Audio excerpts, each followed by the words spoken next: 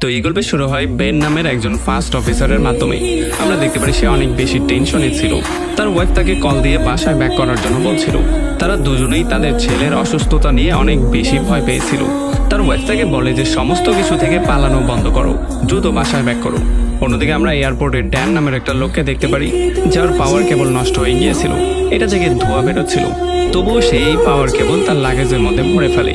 যদিও নিয়ম অনুসারে এগুলোকে চেকিং এরিয়াতে পাঠানো উচিত না, তবুও সেইগুলোকে ইগনোর করে সেটাকে চেকিং এরিয়াতে পাঠিয়ে দেয়। তখন এয়ারপোর্টের ভেতরে বেনের সঙ্গে দেখা হয় কোরা নামের একটা ছোট্ট মেয়ের সঙ্গে, যে ফ্লাইটে অনেক বেশি ভয় পেত। সে বেনকে জিজ্ঞেস করে যে তুমি কি পাইলট? তখন সে বলে যে না, আমি একজন ফার্স্ট অফিসার।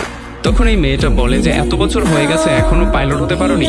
তখন বেন তাকে বলে যে জীবন সবসময় সহজ রাস্তায় আগায় না, জীবনে মাঝে মধ্যে অনেক কঠিন মুহূর্ত চলে আসে। আমরা জানতে পারি কোরা তার বাবা, সৎ মা এবং তার সৎ ভাইয়ের সঙ্গে জার্নি করছিল। কোরার আসল মা তার সেফটির জন্য তার জামার ভেতরে একটা জিপিএস ট্র্যাকার লাগিয়ে দিয়েছিল, যেটা লোকেশন সে ফোনের মাধ্যমে দেখতে পারত। অন্যদিকে অফিসারদের ভুলের জন্য ড্যানের সেই লাল সুটকেসটা চেকিং পার করে সোজা কার্গো শিপের মধ্যে লোড করে ফেলা হয়। আসলে এটার মধ্যে যদিও সেই পাওয়ার ব্যাংকটা ছিল, কিন্তু এটা কেউই নোটিস করেনি। আমরা জানতে পারি এই শিপটা ওয়াশিংটন থেকে সাংহাইতে যাচ্ছিল। এখানে কিছু স্পোর্টস প্লেয়ার ছিল। একজন চাইনিজ স্পোর্টস পার্সনের সাথে তাদের ঝগড়া শুরু হয়ে যায়। যদিও এটা নিয়ে একটা বড় সিচুয়েশন তৈরি করার চেষ্টা করা হচ্ছিল, কিন্তু মাঝখানে কোচ এসে তাদেরকে সরি বলে এবং ব্যাপারটাকে এখানেই শেষ করে। এই প্লেনের পাইলটের নাম ছিল রিচার্ড।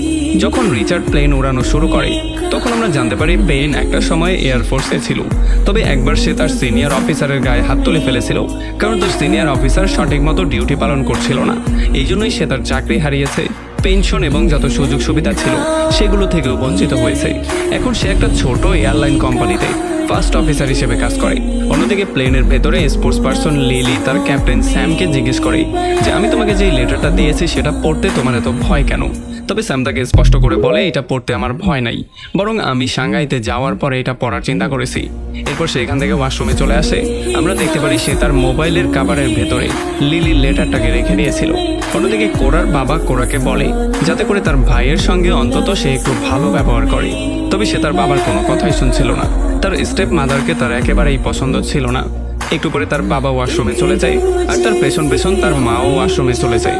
আর তখনই কার্গো ডিপার্টমেন্টে থাকা ড্যানের সেই ব্যাগের ভেতর থেকে পাওয়ার ব্যাংকে আগুন লেগে যায়। একটু পরে যখন কোরার ভাই দেখতে পারে তার বাবা মা আশেপাশে নেই, তখন সে কোরাকে জিজ্ঞেস করে তারা কোথায় গিয়েছে।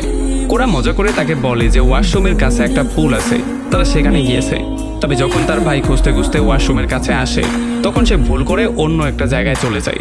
এখানে একটা লোক ভিডিও গেম খেলছিল, সেও তার সাথে বসে ভিডিও গেম খেলা শুরু করে।